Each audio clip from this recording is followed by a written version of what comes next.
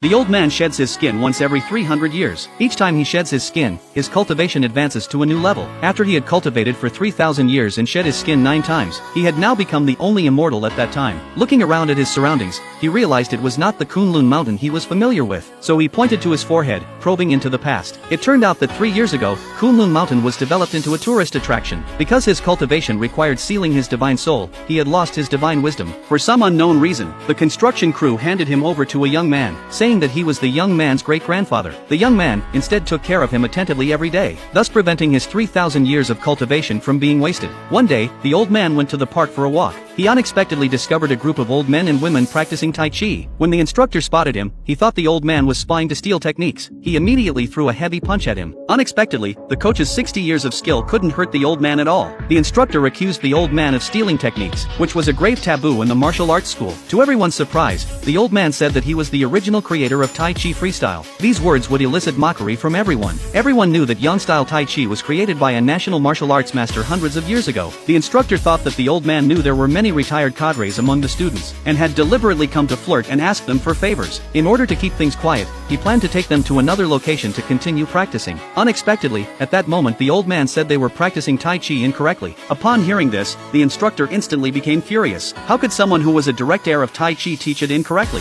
The old man explained that after centuries of transmission, mistakes were bound to happen. If they didn't believe him, they could press the acupoints on his body to see if it was painful. When the elders pressed those acupoints, they indeed felt pain and cried out. The instructor, however, said that muscle strains and fascia weakness from training were common phenomena. They would naturally heal in a few days. Unexpectedly, the old man then revealed an earth-shattering secret. That was that all the valid heirs of the Young family would never live past 70. Upon hearing this, the other old men and women became instantly alarmed, because after their retirement they had paid hundreds of thousands of dollars to practice martial arts, all for the sake of strengthening their bodies and prolonging their lives. They never expected that the side effects would be so severe. While everyone was in a panic, the old man said that today they were fated to meet. He decided to personally teach them Tai Chi. How much they could comprehend depended on their own destiny. Everyone practiced Tai Chi together with the old man. Unexpectedly, the wind rose around them in no time. Such a miraculous scene amazed everyone. Moreover, after practicing, everyone's ailments were alleviated. The instructor also broke through to a new realm. He immediately inquired about the old man's identity. He was shocked when he learned the old man's name, so he hurried home to inform his father. After everyone had dispersed, the retired cadre immediately called his subordinates in the security bureau, asking them to investigate the old man's records. Unexpectedly, an alarm suddenly went off, because the old man's files were top secret. Soon the computers were all locked and unusable. In the end, the National Army took direct control of the security bureau.